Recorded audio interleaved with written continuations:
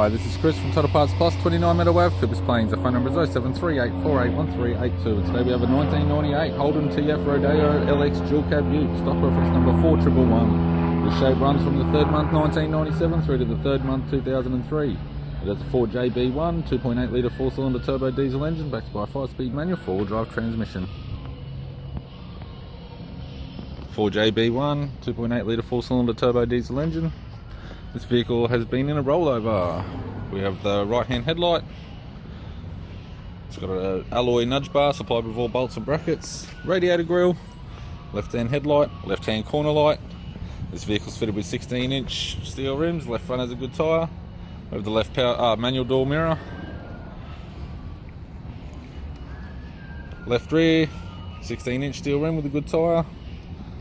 It's got a Heyman Reese tow bar supplied with all bolts and brackets, with neck and loom. Right rear 16-inch steel rim with a good tyre. Right front 16-inch steel rim with a good tyre. We have all the door trims, all manual window reg type.